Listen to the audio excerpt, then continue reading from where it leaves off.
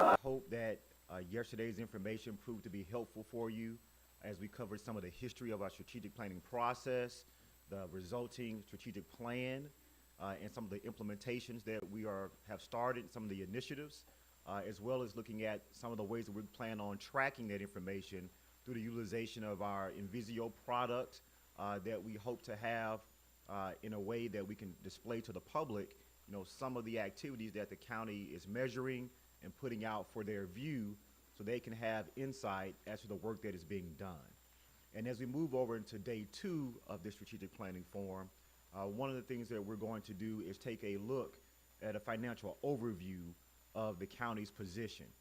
With that in mind, keep in mind this is not a detailed breakdown of the county's financial position. For those members who are present and those who may be watching online, we do have on the county's website our financial documents that represent the county's position. You have the ability to take a look at that at your convenience. But this morning, we're going to actually have our Director of Finance start off by giving us a financial overview of the county's position. So with that being said, we're going to call up Ms. Stacy Ham to the podium.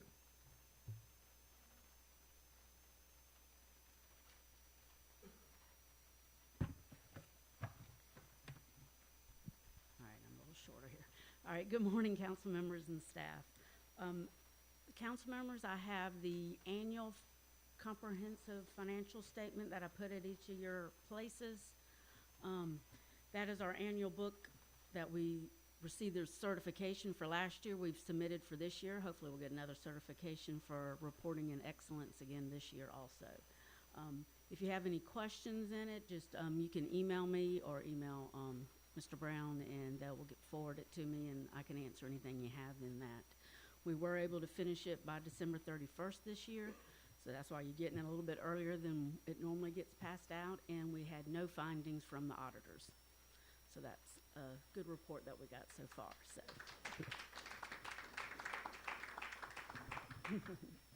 All right, so the first slide kind of goes over some of the fund balances, which that's what's part of in the annual financial statement too, but this has our unassigned fund balance actually went up about $1.4 million.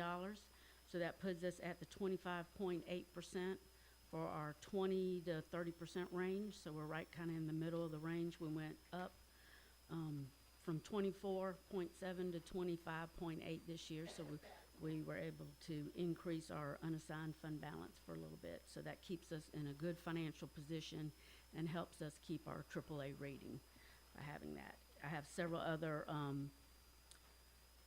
special revenue departments that, you know, has some fire, road maintenance, transportation, just kind of shows some of the balances, and it has the 5-year view of the balances that are in the booklet for the forum here.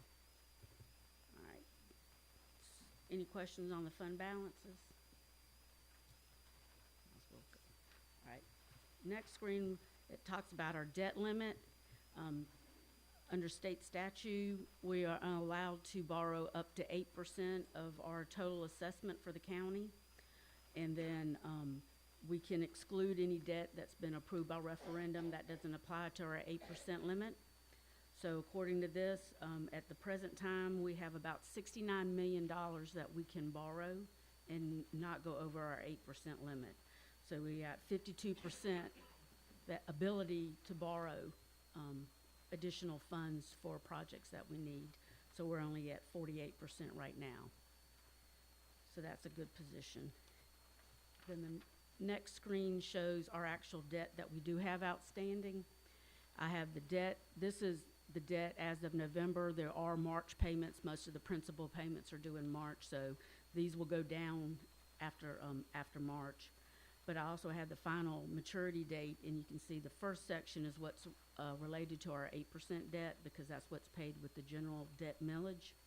And you can see several of them are all dropping off in 23, 24, 25, 26. We got about 4 of them dropping off. So that will also increase our ability to be able to borrow additional money, because that reduces what we already have outstanding. And then these other items are paid by other sources, such as the enterprise funds, hospitality, transportation, tax. So those don't apply to our 8% limit. All right, so this one, it's a little hard to see on the screen, but it actually has how much we actually do owe. So all our debt that applies to, that is paid by our debt millage, we have outstanding the $115 million. We currently levy 10 mills for our debt millage. And I have what the value of a mill is. I did just a 2.5% increase in millage value of a mill, except for the years of reassessment where I have it as 5%, which is basically the trend of what it has been in the past. So I kept it a little bit lower just in case. But that shows us the ability, if we leave our millage as it is, that we have the additional capacity all the way to the right. That's the additional capacity we have to pay back debt. So in addition to having the $69 million ability to borrow, we also have the ability to pay it. So it's good to be able to borrow, but you want to be able to pay it too. So, I mean, without having to increase taxes to pay additional money that we want to borrow. So we can borrow additional money without having to increase taxes any. And that's what this is showing. Without increasing taxes, we have the ability to pay back that additional money that we have available to borrow.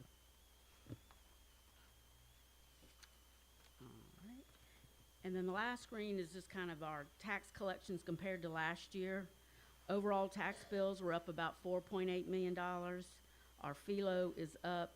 The prior year in 2021, we had several refunds. That's why it's a negative number. But in the past, it's trend around $100,000 to $200,000. So we're basically on track for what we normally are. The general fund, you can see it looks like it's a little low, but our local option sales tax credit was increased this year. So the local option will be paying that instead of the actual taxpayers paying it. So it looks like we collected less money, but we're really not collecting less. We're just charging the actual taxpayers a little bit less because we're giving a much larger credit. Because the referendum for the lost was that all that money is to be 100% tax rollback. So the auditor had to increase what the credit was to use up because our local option sales credits just keep going up. Question? I'm sorry. Fee in lieu of tax. Fee in lieu of tax. So those are the fee agreements that we have with the different companies that have a little bit different agreement. They don't have a regular tax bill. They have a fee agreement instead of a tax bill. So it's a different type of bill, so it's collected differently. I mean, it reports differently. Yes, ma'am. Hi. So there was a general increase in our tax collection. Was that due to the increase in property assessment, or is there some other source that you attribute that to? I think a part of the, I think we really didn't increase millage, because sometimes it would be increased millage, but we didn't increase the millage that much. I think it's mainly just that there's a little bit more being paid. You get more vehicles, and the newer vehicles have a higher price, and so that tends to make vehicles go up each year. And it's not a lot. It's only $4 million out of almost $95 million. So, but yeah. But I think part of it, because sometimes it tends to be because, you know, a lot of times the schools go up. So sometimes if the millage is a little bit higher, it makes the dollar amount a little bit higher. But we really didn't increase much of any millage this year. We're trying to stay pretty flat with the millage for the taxpayers. Uh-huh. That's my turn. And this is a lighter side of your report, but I do think that it goes to say that, you know, we get a lot of calls about taxes. And so I want to just highlight, I want you to say it again, that the taxpayers are paying less because of our local option. Yes. That's a communications point. Yes, because we are the. Can I get a tweet on that one? With the higher loss credit, then you're paying a little bit less. Because I know several people, when they looked at their bills went down a few dollars because of the larger credit that we had this year.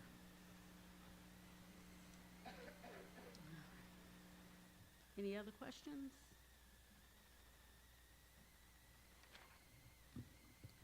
All right. Do you want me? You gonna come back up or?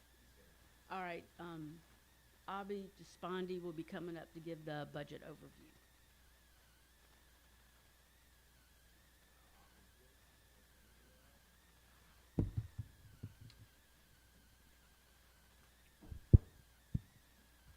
Good morning, members of council and the staff.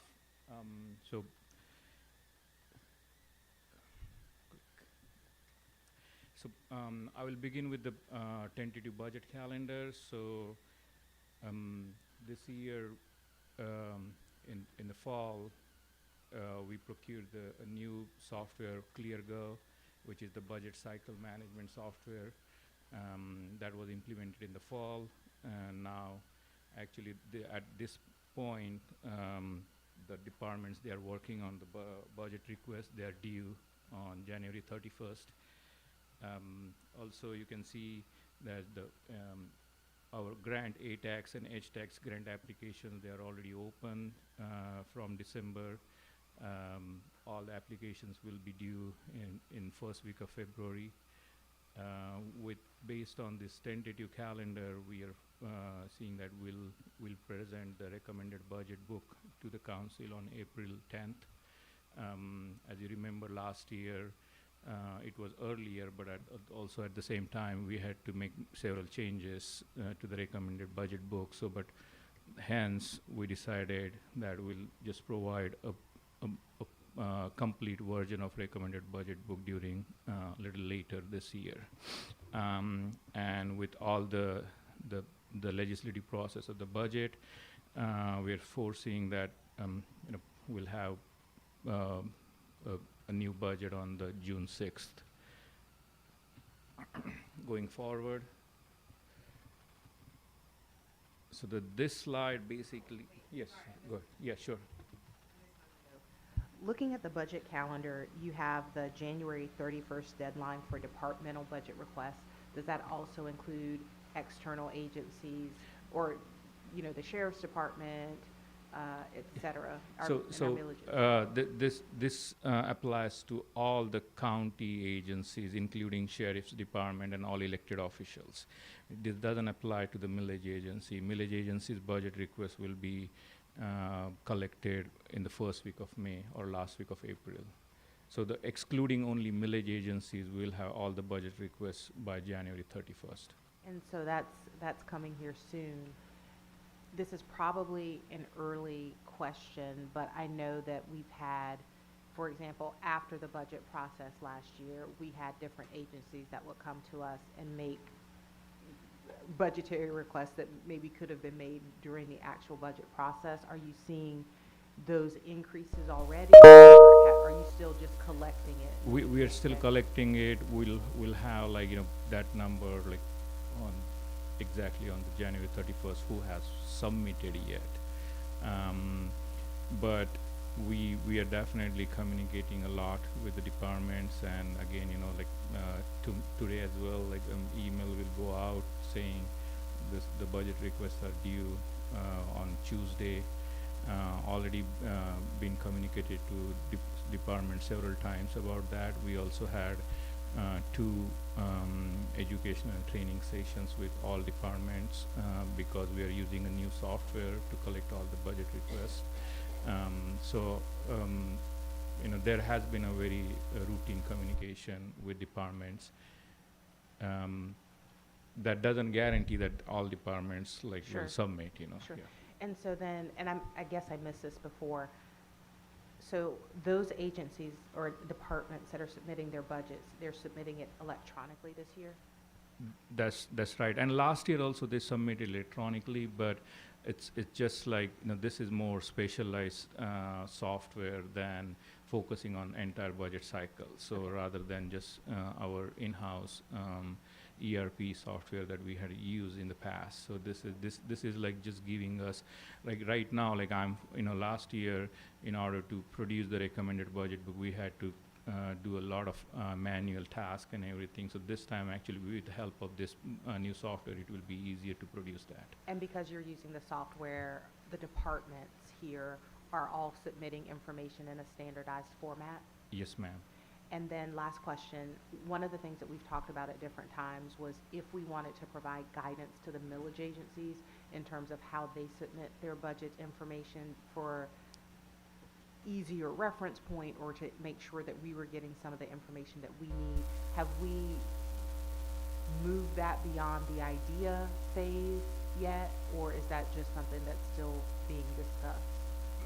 With the millage agencies, they won't be able to use this software. Correct, Yeah, but apart yeah. from that, Means apart from that, like really means we will be using, means in the past they just submitted, there was no prescribed format, so we kind of develop internal Excel template, but that is really Excel based template that we'll be sending out to millage agencies and collect their information. okay, thank you. Sure.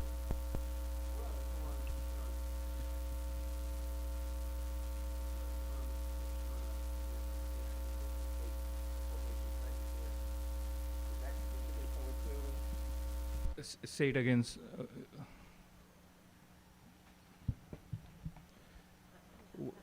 The state appropriation. Yeah, state appropriation annually, yeah.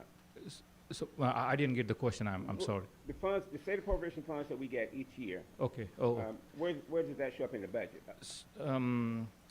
I think the Is it a part of something else here? yeah, the intergovernmental revenue, which is I think you're talking. exactly right, yeah. Yeah. So that's on the next couple slides. There is the if yeah, sure. No, my laptop. No, I was thinking like if you could. Yeah, sure. So if you go on the, I think the third slide, that's where we have the projected revenue and the detailed breakup of that revenue group, where you have intergovernmental revenue, which right now we are looking at the projected actual for altogether like 17.8 million for this fiscal year. The projected for the 24, we're projecting around 17.9. That's around 1% increase in intergovernmental revenue. And hoping all that new money the state has, they will make sure they meet our formula and give us more. But again, that's this 17.9 is not exactly from the total from the state revenue, but there are some other intergovernmental revenue factors as well. The state appropriation will be a smaller number, but which is calculated here in that 17 And the point. reason why I was getting at that is I just want to see whether or not that increases or not. No, it has increased. Actually, I don't have the exact number in front of me, but Lori, ACA Thomas has that number, yeah. Good morning. We actually don't have a committed dollar. However, last week when we were at the SCAMA conference, we were given preliminary numbers that have been proposed in the budget for the coming year. For FY 22-23, our actual allocations ended up being $17.683 million. If the budget is approved as it is proposed currently, we would go to $18.578 million. Right. But again, that is just proposed. Right. So again, I mean, basically, that's the current that what we had the projected here was actually based on the new number. This actually the projected number is actually lower by $500,000. So that's again a good, like we'll have $500,000 extra there as well then in that bucket. Thank Yes, you. sorry, go ahead. So I wanted to go back to the calendar. Yes. And that is with the millage agencies, they're turning in their budgets to us on May the 3rd, and then on May the 4th, we have a public hearing. Yes. Just in the past, it appeared that those individuals or those agencies that turned in their budgets late or on time, then it creates a challenge when it comes to public hearing and having the information out to the general public, as well as council for that much. And so I would like to see us in the future give them a little bit more, a little less time and us a little more time to be able Yeah. to sit with the documents as well as to get the information out to the general public, because one day's notice doesn't really allow for a constituent to be able to review the budget, and if they do have some concerns, to then in return in 24 hours come to us in a public hearing and express those concerns. Sure. So I don't know how we can fix it Yeah, at this and- point, but but that is a major concern to me. And your point is well noted, and this is just a tentative. We haven't communicated, we haven't given them May 3rd as a deadline yet. So that will be pushed back earlier, around maybe 3rd week of April, and that's Great. what, like, couple of millage agency already approached me, and that I'm giving them around, we're talking about last week of April or 3rd week of April. That's what, this is a just tentative number Very I wanted good. to, but your point is well noted, and we'll be actually giving around April 21st or 23rd in that week. Good, thank you so Yeah, much. sure. On Yes. this, Which I'm on the general fund budget versus actual. yes, so that would be slide, can we go back one? Yeah, please. Yes. Sorry about that. I'm just curious, looking there, we have a line that shows our use of fund balance, and you can see an actual in 2018, you see an actual in 2021, but there aren't numbers for 19 and 20? Because we didn't use fund balance? That's right. So, yeah, so in FY19 and FY20, we did not use it. And that's one of the point that I'm making this with this slide. And I will address your question there, but let me just go through this slide very quickly. So as you can see on this slide, the main point is looking at these 4 red circles, where we're looking at the 5 years budget actuals going back till FY28. And looking at the pattern, what does it say to us is basically our actual revenues are about 4% more than what we budget.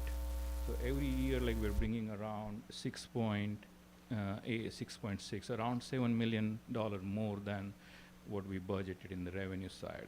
And also on the expenditure side, actually we are expending less. We on an average around $7 million less than we budgeted. So that's a 4%, another 4% reduction in the expenditure, and the 4% increase in the revenue. Therefore, we have not, like, means on an average, again, like, we have used around 50% less fund balance than we every time budgeted for. So for example, in FY22, we budgeted 7.4 million for the use of fund balance, but we did not really use any fund balance for FY22. Same thing happened in FY20, same thing happened in FY29. Then the only 2 years out of 5 years we used really fund balance was FY18 and then FY21. So that's where we use the fund balance. So therefore, there is the point here is like how can we make it like more concise projections, or kinds of our budget is more concise with actuals, and also the variance is lower. So that's from the budgeted perspective.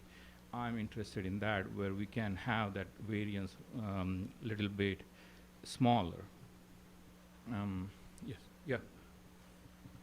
If I may make another point as well, is that really we would have only had 1 year of use of fund balance had we not had to recognize the entire transfer to the transportation penny in 2021, because we are linked, a linked component group. So by audit perspective, rather than recognizing it over 10 years, we had to recognize the entire $15.5 million transfer to transportation in 2021. Otherwise, we would use no fund balance.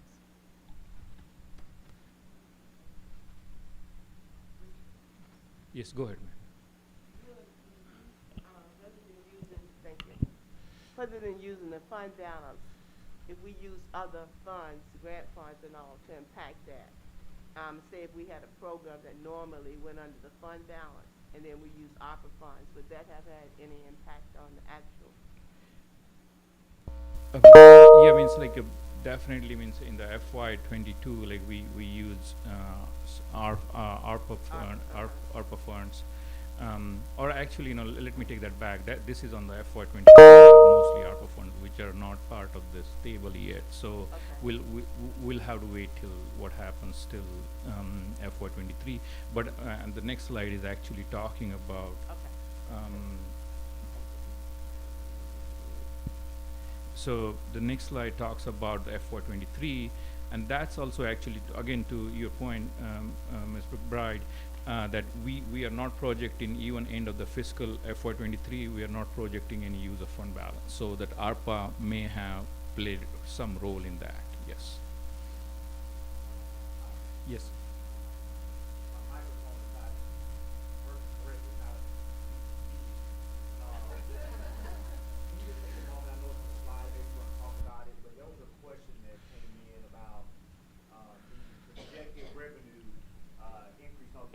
Slide that you were on. Oh, okay. Thank you, sir. The projected revenue growth that the county is looking for. I see you have it on the slide. Can you just speak to that? Yes. So, like again, the overall, if we're looking at the again 5 years of balance, 5 years of historic data, overall, like we're seeing around 3% revenue increase, and also on the expenditure increase. So, and that's also like control for say compounded annual growth. So, and if we apply the same 3% rate for this year, that's where on the projected FY20, again means in FY23, we have budgeted 189 million, but again, I'm projecting based on what we have collected so far, or kind of based on the historic pattern. I'm projecting that actually we'll collect more revenue than with what we budgeted here. So, additionally, in FY23 also, our expenditure based on the current expenditure pattern that what we have, I'm projecting less expenditure than what we budgeted. Around the gap is there around $5 million again. Therefore, man, you can see that the and just using the same rates of growth with that. Now here, what we did is like in FY24 to narrow that variance. Actually, instead of 3%, what I'm doing here is like 1.5% increase over FY23 projected actual than the budgeted. So therefore, we're projecting that we'll have around 198 million for revenue in the FY24. With that, also on the another thing is there was like just because of the interest rates are pretty attractive, and the interest that we are earning on our current assets, so that is giving an influx of around 2.5 million on interest earned. So that can be also used for FY24 as well. Also, as I said, like we are not putting that 3% annual growth for expenditure side. We kept it expenditure flat on the FY23 level. However, we have added some new expenditure, which is around $7.5 million, and those are pretty much county-wide personnel funded at increased employment level. If you remember on FY23 budget, our personnel line was funded around 92%, but as coming out of pandemic, we might see an increase of employment there. So we'll be funding that around 97% there. So there will be an increased personnel expenditure. 4% proposed cost of living adjustment, wage increase in public safety, and the new ERP and the computer lease program. So altogether around 7.5 million extra or new expenditure than FY23. That's the part of the proposed presented budget here. Yes, go ahead. Arvi, what is the new ERP? What's ERP? So enterprise resource planning, so which is our financial and HR enterprise resource software. So basically, That's the software you discussed yesterday. no, this is much larger. So in FY this year, we procure Workday as our enterprise resource planning, county-wide finance and HR software. We are with the much older ERP, around 20 years old ERP. So this is basically a state-of-art modern ERP that will take us to the next level. Okay, I just had one more quick follow-up question. I'm glad you mentioned about getting more return on our money now that interest rates have gone up. My question is, if I had a question about how fast our property taxes are clearing, who is that a question for? Is that a question for finance, or is that a question for the treasurer? Treasurer and auditor, yeah. Okay, because I do have questions Yeah, about sure. that. Okay, thank you. I mean, if I just add on to the conversation that you were just having with Councilmember Weaver, Yeah. I think it's important to note that the investments that the county has made to modernize technology, which again flows right into the strategic plan that you approved, what you're hearing is the implementation of those initiatives that council has said we want to see. A lot of the county's tried and true systems have worked for the county, but they literally are decades old. And as a result, at the time that the county had them, they were sufficient. Now you have computer technology, if you will, that you have to do a lot more manual labor with, when the idea was that the technology would remediate those manual tasks. So we are, again, moving to a more modern county work system so that we can have both the level of transparency, accessibility, as well as to allow the employees to focus more on the work that needs to be done rather than the menial task of inputting data.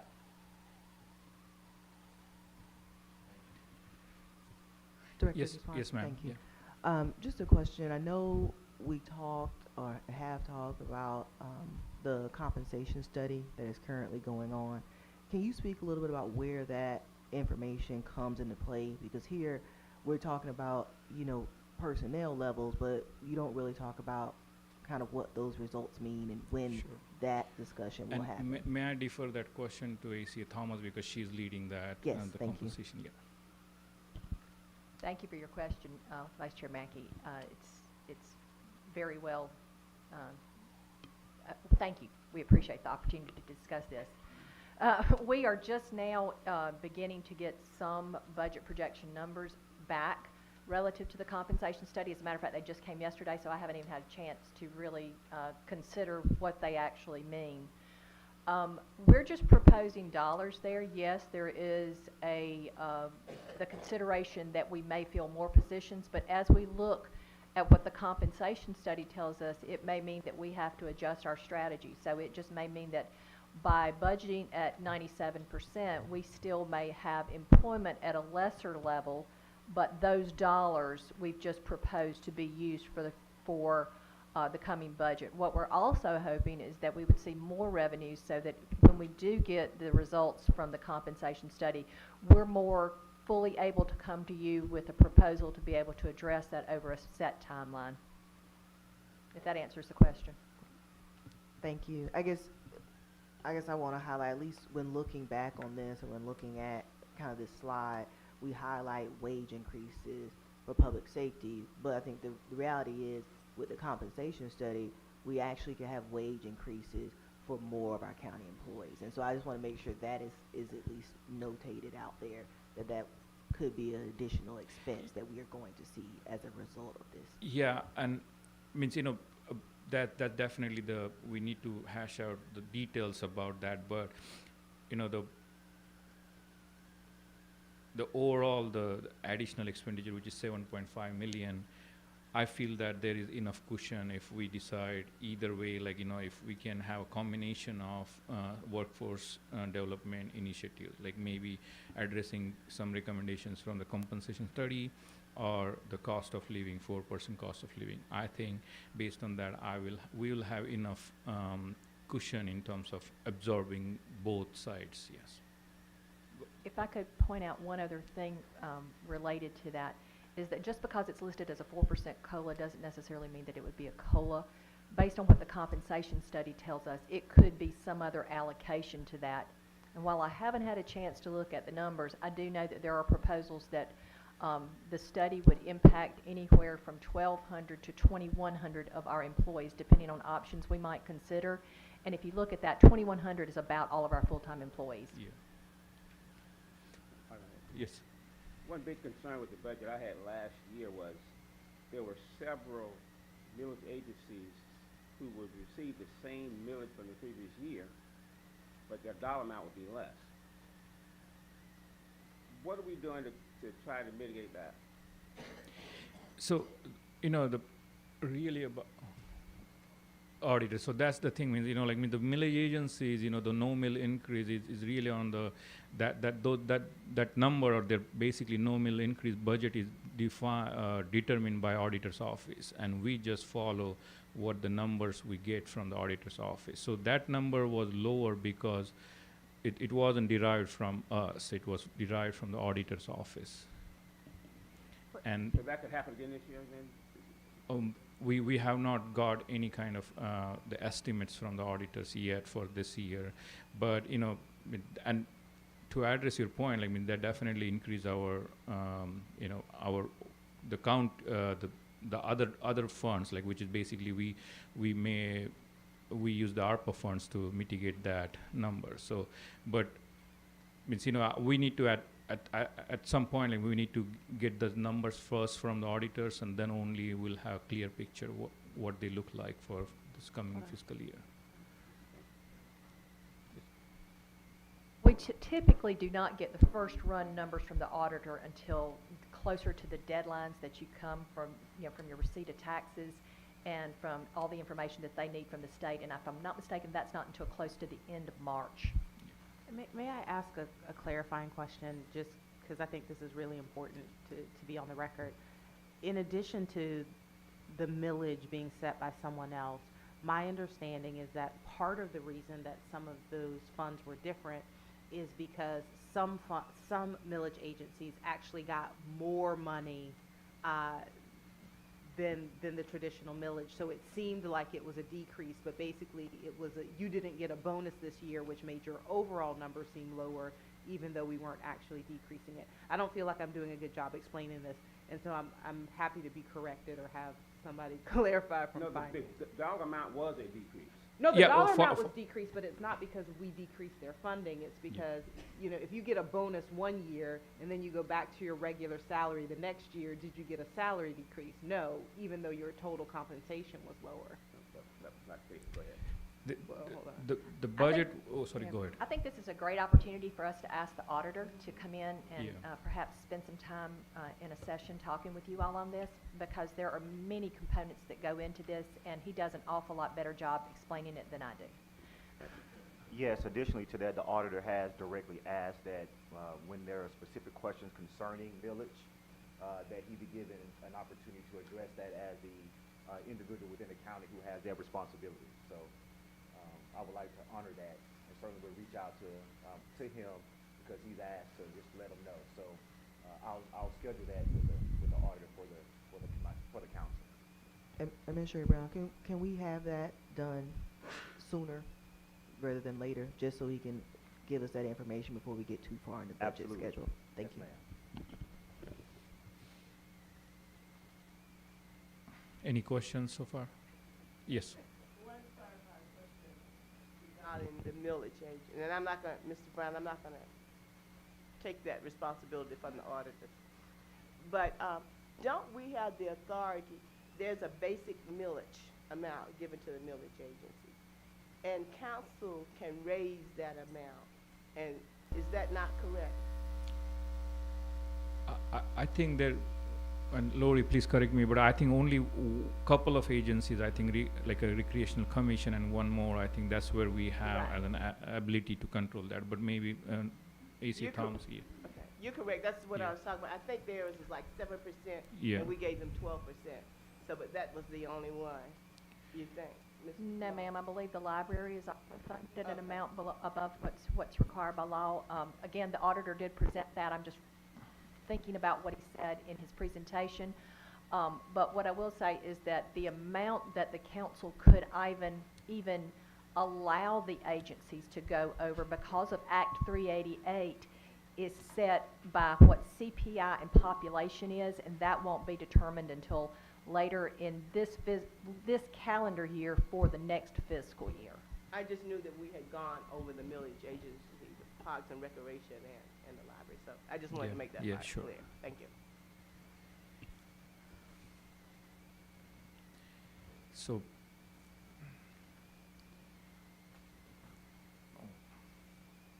so based on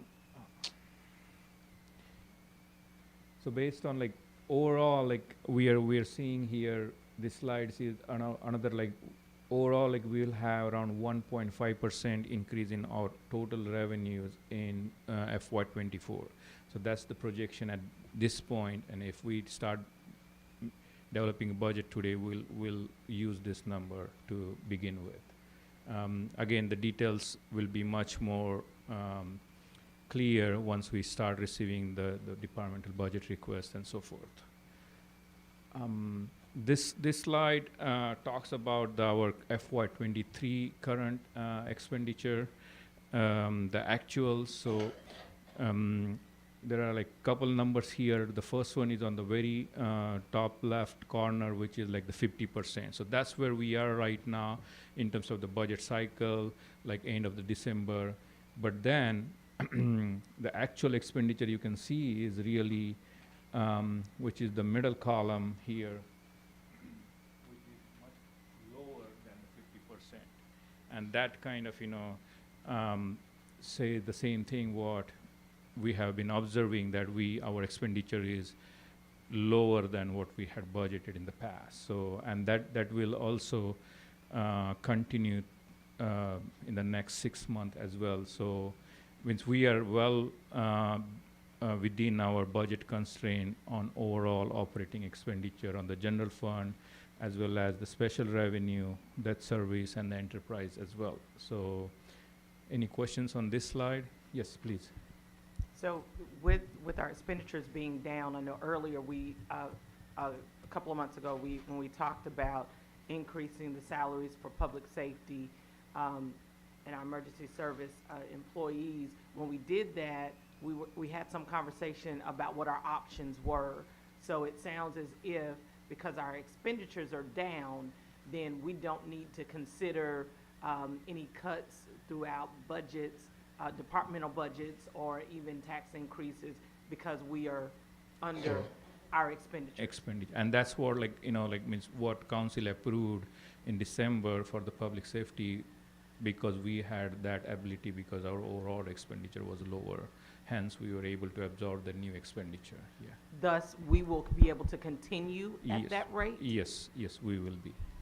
So the answer to that question is, certainly, when you say continue at that rate, that we're talking about what we said we would be able to do is we felt like we could take care of that within its current budget, Current budget, and that you would not be, we said that the staff could work that out. Correct. And in doing so, we also shared with you just an overall picture of what happens when you have requests that come to you outside of cycle. One of the things that you would have to consider. So kudos to all of the offices who have continued to operate in a way that we are able to come in under our projected cost. But keep in mind that sometimes that may not happen. So we've budgeted this amount for them to expend. The other thing to consider is, as we talk about going into the next budget cycle, there are some potential initiatives that will come out of strategic plan, that will come out of council work sessions, that will impact what ABI is projecting. So we're just giving you the way things are now, and with some potential things that we see related to personnel costs, what it may look like. But ultimately, we understand that you as a council decide that, and so the projections could change to meet what the needs are that you intend to address as a body. So that was a long answer, but I wanted to make sure that we don't take a neutral position and think that if we add things to it, then all those things remain the same. So that's why I kind of added more to that conversation, because we don't anticipate everything just remaining the same from where we are today. Of course, and I appreciate your long answer, because it does, highlight things even further, but I do, as we are looking at our budget for this upcoming year, I know for me, one of the first things in my head is, how do we continue at the rate in which we've already funded these employees? And so, even though we may know that there are going to be additional expenditures that may come out of work sessions, strategic plans, and such, I do think that it's important that this body remembers that what we've already committed ourselves to, and yeah, we know that we have those options, but as we have those options, if we're looking at, just like in my household, if I'm looking at a surplus, I need to prioritize how I'm going to expend my surplus. And so I appreciate your answer, but I just want to continue to challenge my colleagues to really remember what we committed to and started in November and December for our employees, so that they have competitive salaries. Thank you. And just like going back like one slide, like there is like this wage increase in public safety. That part is accounted for in that new expenditure, 7.5 million that is added here. So, but again, as Mr. Brown mentioned, that for FY23, there won't be any change in the budget because we have room to absorb that.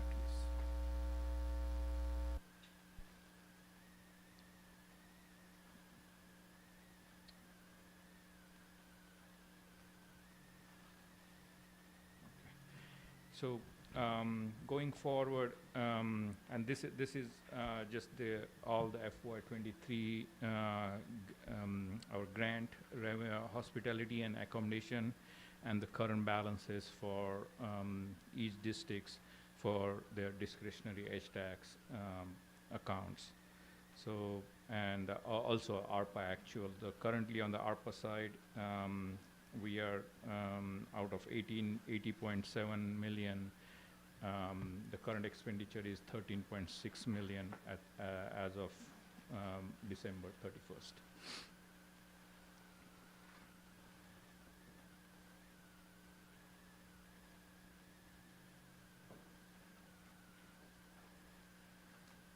Yes, please. So, Artie, if I understand you correctly, and I'm sure this came up in previous budget years, so the ARPA actual, that's money we got from the feds, That's right. all right, 80 million, if I'm reading this right, we spent 13 million. Where's the remainder being held?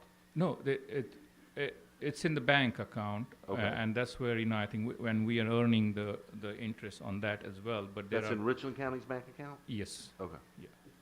Okay. Well, that's good to know. No, I wish it was in my bank account,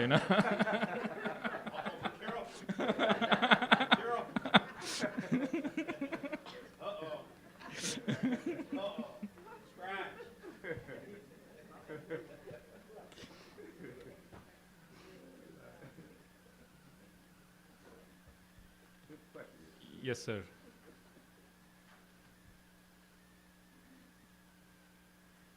Oh, no questions? Okay.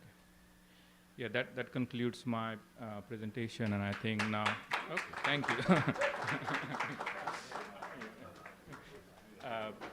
And now ACA Thomas will cover the next presentation about the economic forecast.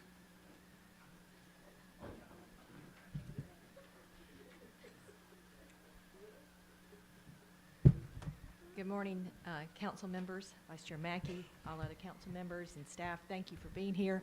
I have to adjust this down, I'm short. This is the section I like to call SWAMI because it's really how we sort of get into making our decisions going into next year.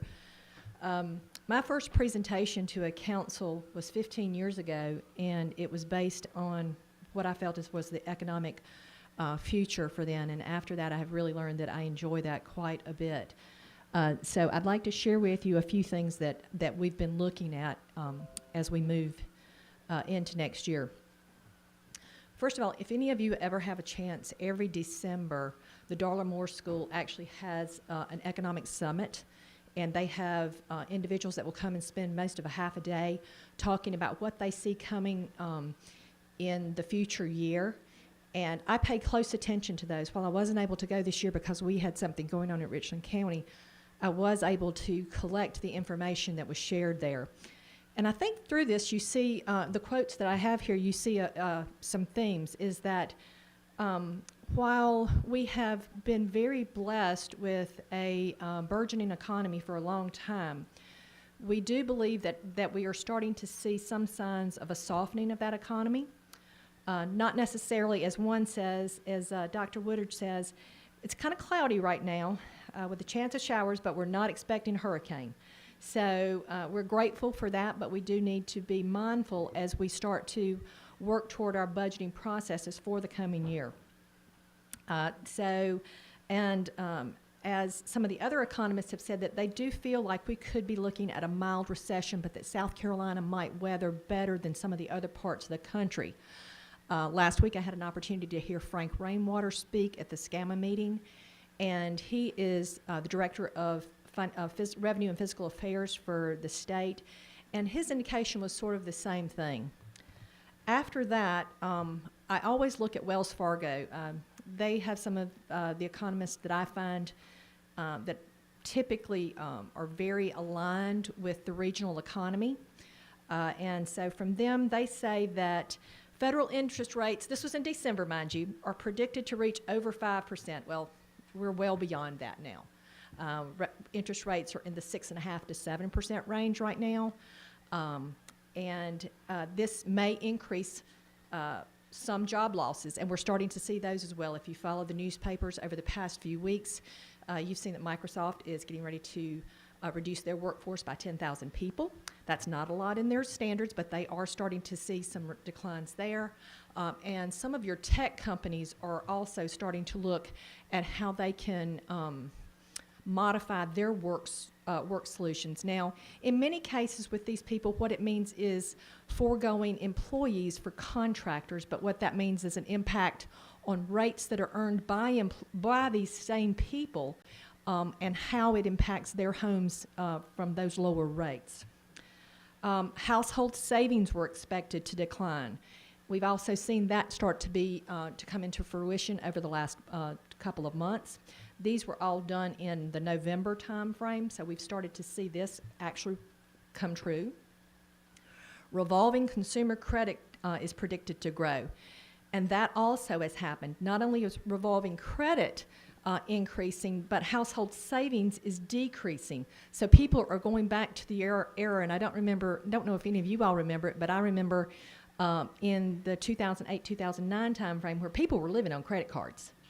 And unfortunately, two things have happened with this. They're putting things on their credit cards, and at the same time, on some of those credit cards now, you're seeing 20% interest rates, and there is no limit on those things that are set by the federal government.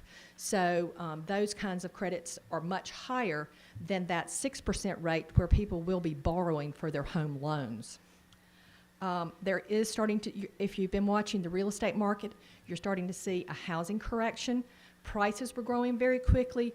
Construction was growing very quickly, and sales were growing very quickly. You've already started to see mortgage lenders start to reduce their staffs. You've started to see real estate agents actually looking for clients again, which was something that didn't have to happen previously. I know since I've been here in Charleston, I have gotten 4 calls from my lender wanting me to borrow money. So that says that they're out beating the bushes trying to develop business, whereas before they just really didn't have to think about that. Household growth may slow and soften rental rates. One article that I have read recently said that what you're starting to see is more roommates again. You're starting to see the number of households shrink because people are combining households because rents have gotten so expensive. I know that we have seen rentals. 2 years ago, a 2-bedroom rental in our area was in the area of about $1,100. Now they're well over $1,800. I don't think, while wage growth has been, while wages have increased, they certainly haven't increased 25%. So you're starting to see a lot more consideration there. And then some downturn in employment may be seen in construction, real estate, mortgage, and related industries, which I've just touched on already. So as we started to take these things into consideration, talking about our revenue growth, while we do have a history over the last 5 years of about a 3% growth, one of the things that has driven that growth is our lost local option sales tax. One thing Frank Rainwater did bring up last week is that last year was the highest rate of sales tax collected in the state. But we think we may have hit a plateau. And so by their projections, and I'll be happy to share his presentation with you, it's actually going to be on the SCAMA website, is that they anticipate that will flatten or decline slightly. And with that, what will happen is our homeowners who are taxpayers may see a decline in that local option sales tax collected in 23, which would thus result in a lower credit on their 24 tax bills. Okay? We're going to see an impact on borrowing cost. While we are gaining $2 million in interest income, when and if we go to the market to issue bonds, we anticipate that our borrowing power will be down slightly because our interest rates will be higher. Your principal is driven by how much interest you have to pay.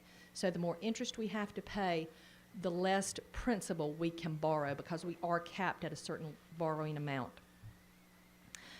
As sales tax decline, we could see an impact on hospitality taxes, which are directly a derivative of expendable income in the market, and accommodations taxes as people start to pull back on unnecessary travel and things of that nature for your hotels and such. So we could see a lowering in that, which could trickle down into a reduction in grants that may be available for some of those groups that depend on those. Inflation continues to impact the labor market and our other expenditures. We were very fortunate in the fourth quarter that our fuel costs started to trend back down, and we've been told by some of our vendors who come in to look at our arrangements to see if they can make them any better, that we have probably one of the best negotiated fuel rates in the state. So we're, kudos to our staff for doing that and for being foresightful in that in that area. But nevertheless, we have seen a significant increase in that. It's not like we can stop people from driving. We can do certain things to encourage people to take less trips and things of that nature, but when it comes to public safety and those kinds of arrangements, we have to have our staff on the road, so those costs are going to continue to go up. Right now, as you noticed at the pump, I'm sure yourself in the last few weeks, rates are going back up for fuel again. And it's indicated right now that we will probably see that trend continue through the summer as demand becomes higher, because a lot of this right now is strictly based on supply and demand of fuel. The property markets, again, are going to be critical to watch for us. We're slated for a reassessment in 2024. And because of the structure of Act 388 in South Carolina and the limits that it puts on your ability to change taxing authority within your areas, not that we want to, but if it became necessary, we're restricted as to when we can do certain adjustments. One of those times is typically at reassessment, and while we can't capture 100% of any increase, many local governments have been looking at reassessment in the future as a time where they would see a slight windfall. Actually, you go from about 2.5% growth, as Stacy has said, to generally somewhere in the area of about 5%. If that housing market, is impacted too negatively over the course of the next 12 months, when we do reassessment, we may not see that growth or that total growth. So that's going to be something we're going to really have to watch closely to see how that impacts us. And with that, that's all the SWAMI has to say. I will put a few things out there that are on the radar from Association of Counties this year. One of the areas that I did not realize that the counties did not have the ability to do, municipalities in South Carolina are able to charge franchise fees to other private utilities in the area. Municipalities have this ability for them to use their basically their infrastructure. Utilities do not pay business license fees. So one thing that is on the radar for the Association of Counties this year is what they call a franchise fee for these organizations. If that does get some traction, I would encourage you to be in contact with your legislators to let them know that that's something that would benefit us greatly. The other thing that we actually have, and just so you know, it's on page 38 of the revenue of the tax revenue model, is that the state last year also gave counties the ability to charge an additional 1% tax for capital improvements. So rather than passing on taxes to our constituents, as we start to look at how can we fund some of our infrastructure over the long term, another consideration is an additional 1% capital tax, which is paid by many of your visitors that come to the area because they buy and spend money there. And it's only paid by your constituents if they actually spend money. So on those things, as we start to see these issues that come up through the legislature, we'll be keeping you informed and asking you to reach out to your legislators to talk to them about these things. And with that, I'll take any questions that you might have.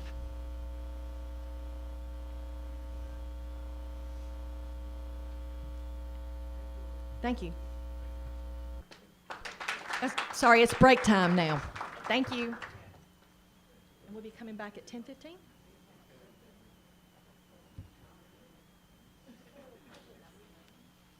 Oh, no, I'm sorry.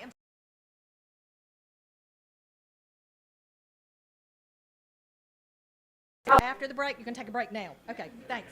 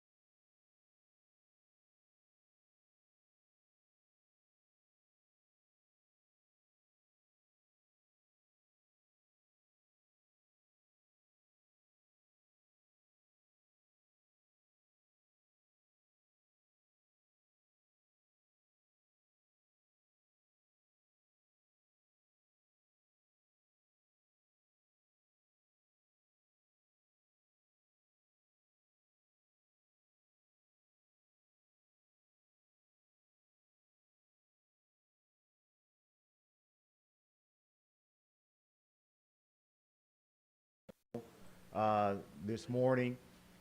So before the break, we had an opportunity to hear information about the county's financial position and some of our budget projections. Now we're going to talk a little bit about a larger component of the county that is important to our financial position as well, and that's grants. I want to ask Ms. Sarah Harris, who's our Director of Grants, to come forward and spend some time sharing some information with you. Ms. Harris?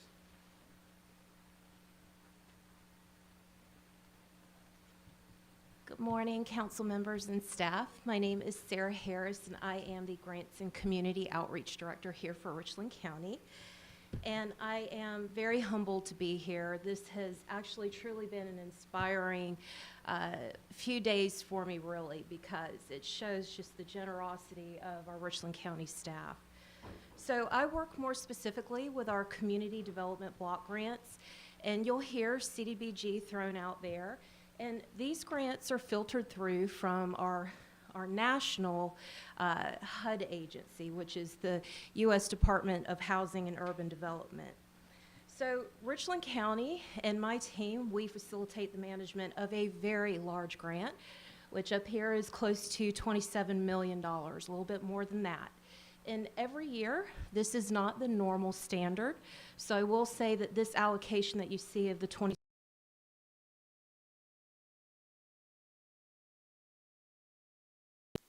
to address flood mitigation from 2015. We also have a national declared disaster that sort of followed that 2015 flood, and with that we had another pooling of funding that came in for mitigation. So it's a combined amount of disaster relief and mitigation.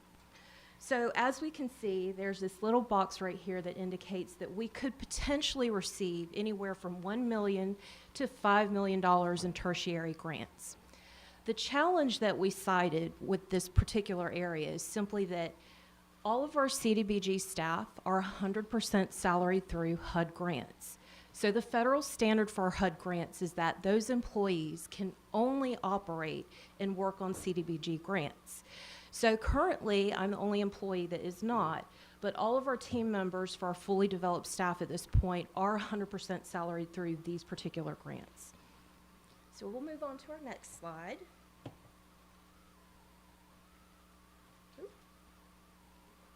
Okay. So our current structure with grants in Richland County, it's currently decentralized. And what that means is that each department is facilitating some life cycle management of our grant processes. So for example, our Richland County Sheriff's Department, they operate their grants. The Conservation Department, they operate their grants. And there are some centralized processes of oversight that do bleed into what we do, but currently this is the structure. Now, decentralized grants are not unusual. This is actually a very common thing to most government entities. So when I worked in other capacities, we found that this is a very natural process with some of the oversight that we need to carry to centralize some of those administration processes. And what we found during this time with most of our grants across the county is that we had non-compliant record retention.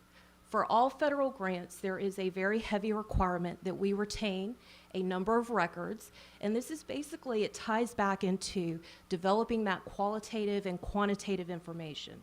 The reason why this is very important is because we serve a lot of communities that rely on the funding that we receive. So I'm actually going to cycle a little bit back to HUD. So we have 3 national objectives with HUD, which are incredibly important for us to understand. We have to meet those national objectives in order to receive funding for our entitlement grants. Now, those entitlement grants are not guaranteed funding, but generally they are based off of a statutory dual formula. And with that formula, they look at certain different things. Very to low income, so LMI categories, your QCT categories, your qualified census tract areas. They also look at things such as blight and slum. So with those 2, we also have a third category, and that third is urgent need. So that's where that initial $27 million came from, was that urgent need. What we also found with non-compliant record retention is also non-compliant period of performance. In the grant life cycle, it follows a linear cycle.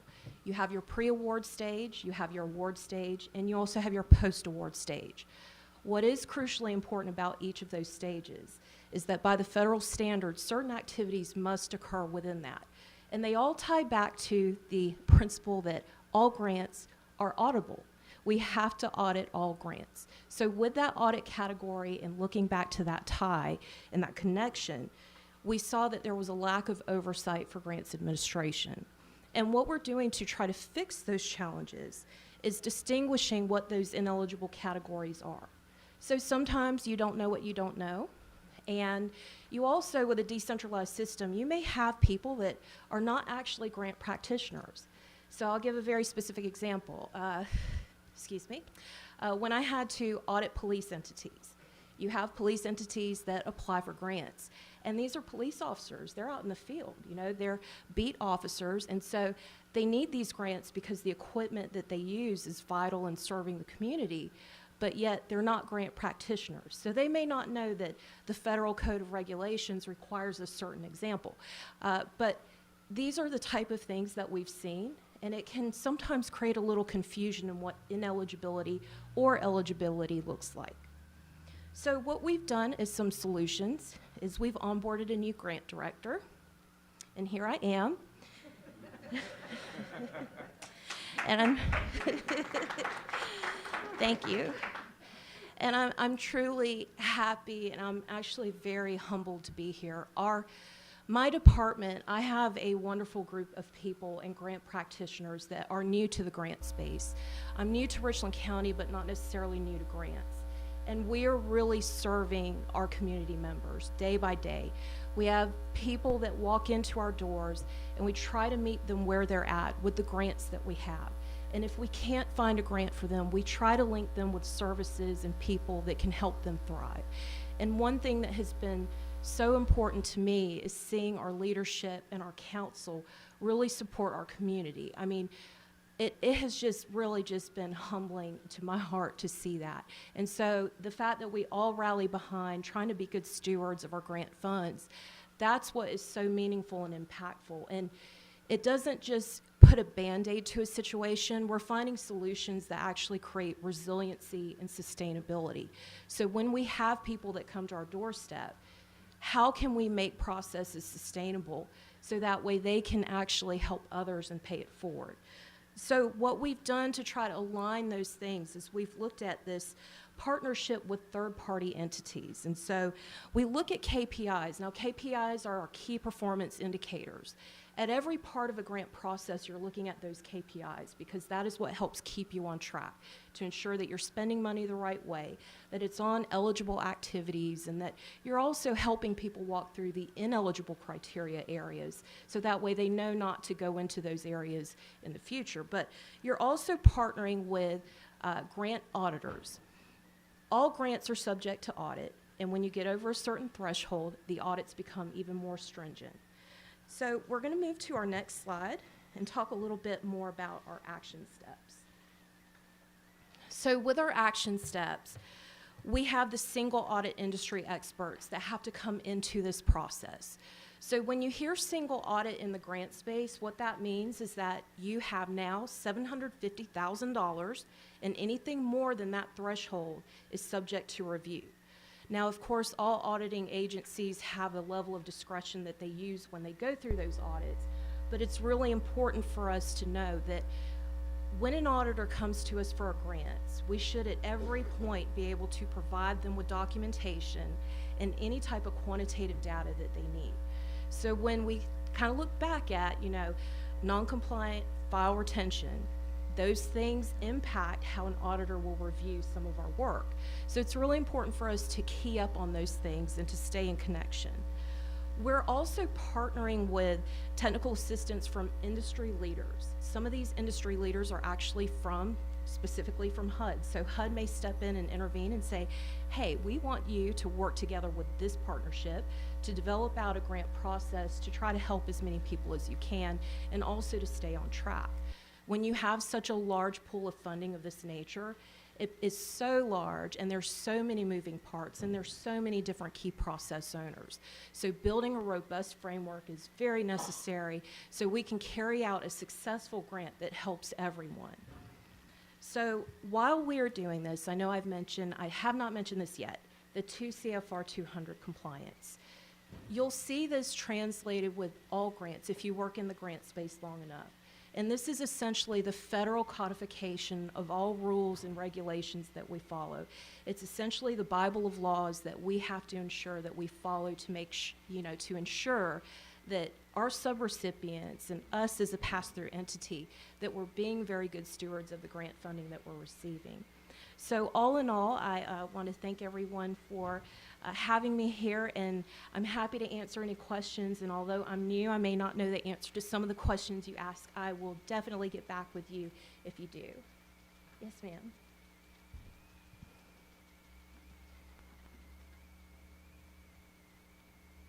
Good morning. Just wanted to know, do we do monitoring of our grants, or is that done through HUD?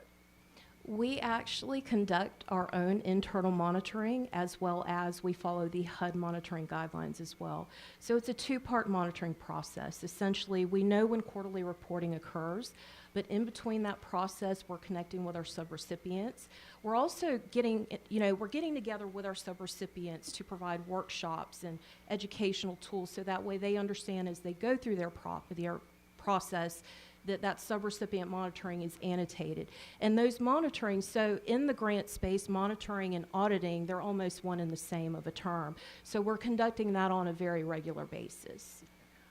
I work with grants on a daily basis, so one of the reasons I was asking that question is because I wanted our council to understand that when we do that, we ensure the success of those people that apply for those grants. So thank you. Yes, thank you. And we certainly do our best to try to educate our subrecipients throughout the entirety of the process. So it's not to necessarily hold their hand, but the federal regs are so incredibly stringent, and there are hundreds and hundreds of pages that we know subrecipients don't have time to review. So it's our role to step in and intercede to help them through all of those regulatory waves. Any other questions? Yes, ma'am. So, welcome once again. And is it our goal to centralize our grants across the county? Is that the end game? Is that we would have a centralized grants office that would manage those grants that are administered from other county departments or entities? Yes, it's a yes and a no. So I think that those processes definitely need more conversation, but ideally, we would standardize a lot of the key administration processes, and such as ensuring that policies and procedures are very sound across every department. And really that can be standardized, that process. And then the centralization will occur with certain key aspects of the grant in terms of our reporting criteria as well. And so high collaboration, high communication is very necessary in this process. And I would love to see that.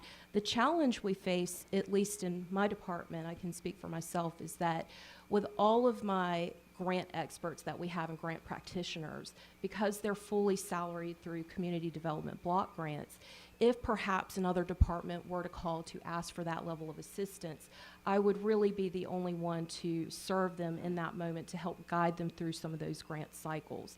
And so some departments have a grant rep or a touch point that works with their grants, but they may not necessarily be that grant practitioner. So to centralize policies and procedures, that would help that decentralization. And so I have a couple more questions. Okay. And with that, where we look at managing our grants, I hear a challenge, and then of course a challenge that has a bill that goes with it. So I'll be slow to speak because I don't have an answer or a resolution at this time, but we'll figure it out. And that is that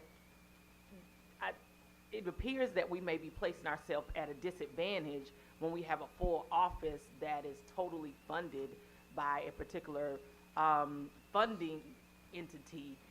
So if I'm funded by Gretchen Barron, the only thing I can work on is Gretchen Barron. Whereas we have tons of grants that are floating through the county and one person that really can touch it. I don't, this is not a question, but I put it out here as we process during our budget cycle to really look at how effective we are operating internally. Employees and staff, it's something that we've been talking about since I came on council, and now as we look at our budget cycle, this may be something that, you know, we want to lift up and really invest in. I dare not ask you to respond to that. So with that, I can respond. Sure, Administrator Brown. It'll be short. That was part of the information on yesterday as one of the things I'll be asking council to address, and you're leading right into that with your conversation. Thank you. Absolutely. Well, I won't ask my next question because I had a challenge with the fact that you said that your staff was not experts in handling the grants that we have. So that challenged me, but I think we're well on our way, so I digress. Ms. Newton, I'm sure, has got tons of questions.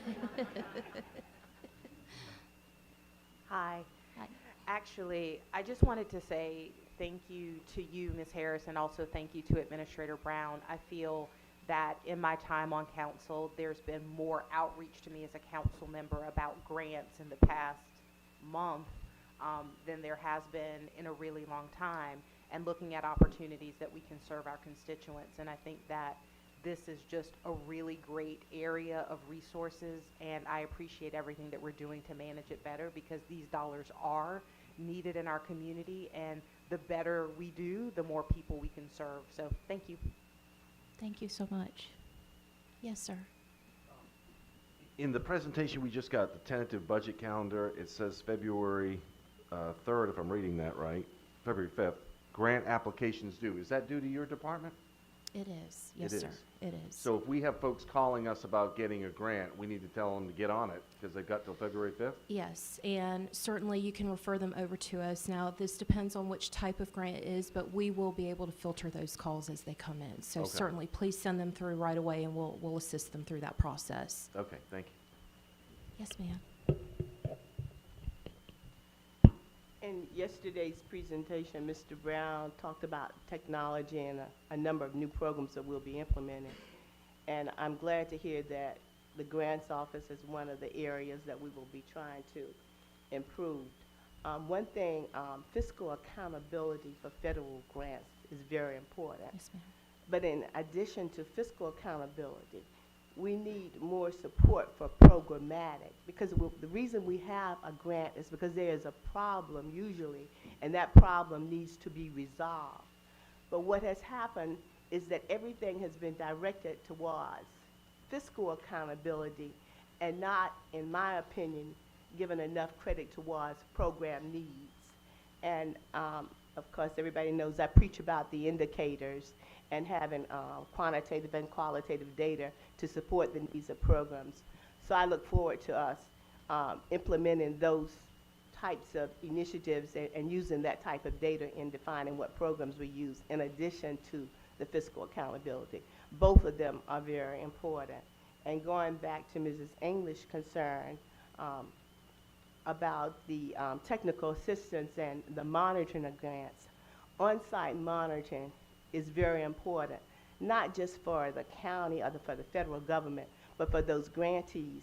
And particularly if we bring in new initiatives in and new entities that are receiving grants, that on-site monitoring helps them before they get off into the wrong direction. So hopefully with new staff coming in and training that staff into doing on-site monitoring would be another important initiative that we could add to that. Yes, ma'am. Thank you so much. I agree fully with everything that you've said. We have a wonderful team that is really, they're in the trenches, really trying to help our subrecipients. So I do agree with every point you've made. Yes, ma'am. Thank you so much. Thank you. And the final comment is that, again, this was mentioned by Mr. Brown, marketing and getting the word out, because we need to expand or increase the number of entities that are aware of the grants.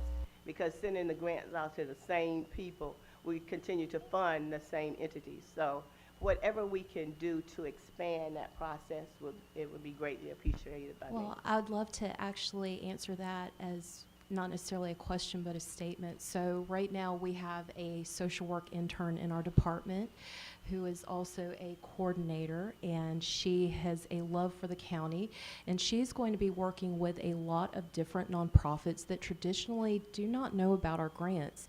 And I think the biggest thing about it is communicating to our community that we are here. We are not in a silo. And we want people to know about what our grant offerings are, because if there's something that we can help them with, it can certainly build community. And I'll give one specific example with Councilmember Mr. Singleton. A individual was sent to my office, and about 15 years ago, I worked with this gentleman in Army recruiting. He was a top performing recruiter, and I was a top performing civilian recruiter, and we used to compete with each other. And I thought, hey, the last name sounds a little familiar.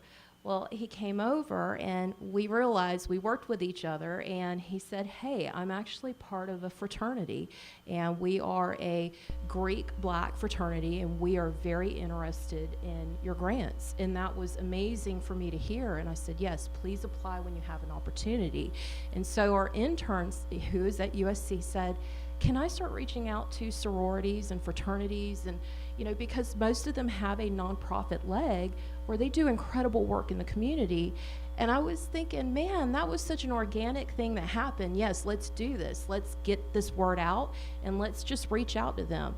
So as part of her internship, and I'm a little excited about this, is we're going to be developing a pretty comprehensive listing of folks that traditionally don't really apply for our grants because they just may not know. So I'd encourage everyone to share my information, share information about my team, and spread the word, because I think sometimes word of mouth travels faster too. So thank you so much for bringing that up. Thank you, and we do work well with the Greek organizations. But mine is going, and I love the idea of using the intern, but mine is going towards a professional level ma'am. that is a staff person where you know this is your responsibility, in addition to using interns for that. Wonderful. support. We can do that. Well, thank you so much. Are there any other questions? Okay, yes, sir. Sarah, I know we can look this up, but it'd be helpful if you could just give us your contact information now, if you can. Sure. That'd be great. My- Save another step. And I will certainly email you all of my information so you have a touch point. But I am at 803 Okay, 576 2044. 2044, okay. And again, it's Sarah Harris. And I also give my direct line out to any community citizen that we meet. And it is simply because I want to stress that I'm available. And while I understand that we all are busy, being available and providing access to people is critical, because we never know when they're coming to us in crisis, and we just need to just really reach them where they're at. So thank you so much, and I'll send you an email shortly. Any other questions? Thank you so much. Okay, thank you.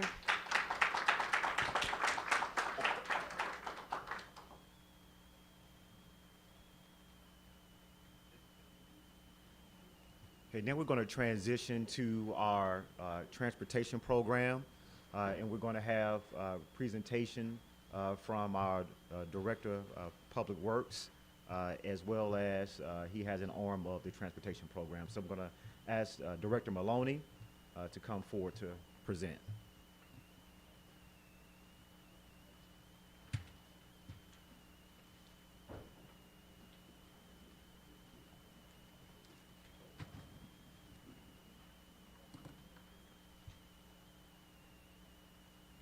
All right, it works.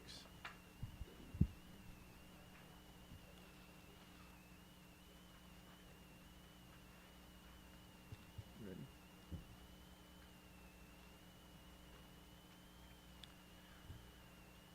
Well, good morning, Council. Morning, Administration, and colleagues. Thanks for calling on the Transportation Department to report today. With me is Mr. Nathaniel Miller. He's our manager of the department, of the program, and he's going to help present the financial part of this presentation. But we want to thank all of our colleagues in the Transportation Department because this presentation is from everyone who had provided input throughout the department. At Transportation, we have 6 positions for project managers, 6 positions for construction inspectors, 1 manager, Mr. Miller, a senior accountant, and 1 admin assistant. So that's the total staff managing the penny program. The overview of the sales tax revenue is that this started in the referendum for the general election of 2012. The normal procedure is tax collection would be started in April or May of the following year, right after the election. So that's when it started collecting.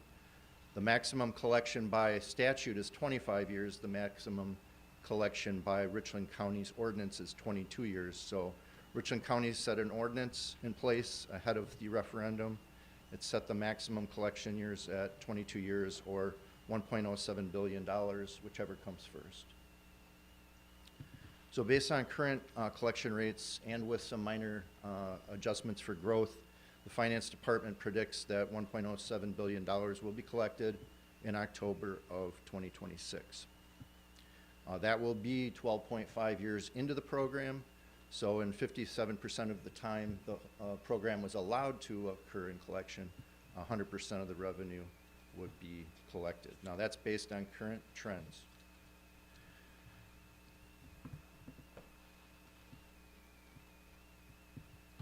Okay. Getting into the funding and expenses, currently we're 9.5 years, or just over that now, 9.5 years into the program. So we've expended about 43% of the time that would be allowed for collection. Currently, and this is 931 million is the program revenue. That was just before we got another check, like this week. And so that comes in quarterly from the Department of Revenue. But at that point, when we at rating, we were just under 60%. I can say we're at 60% complete on collections, or a little more now. Grant funding received, 35.5 million, and that has extended the program from, okay, the program collection for the penny is 1.07 billion, but the program can now spend 1.105 billion because of the grants that were brought in to accompany the penny. The 516 million is our current program expense, calculated by our finance right in Transportation Department. So that indicates expenses are 48% complete. So time is 43%, expenses are a little ahead of time, and collection is way ahead of time. The projects will continue until using all available funds. In other words, I know of no time frame like we need to be done with the projects in 2 years after collection or 5 years after collection. They just need to be continued with the understanding that the voter put us on a mission to get these projects completed. So that's what we understand will happen.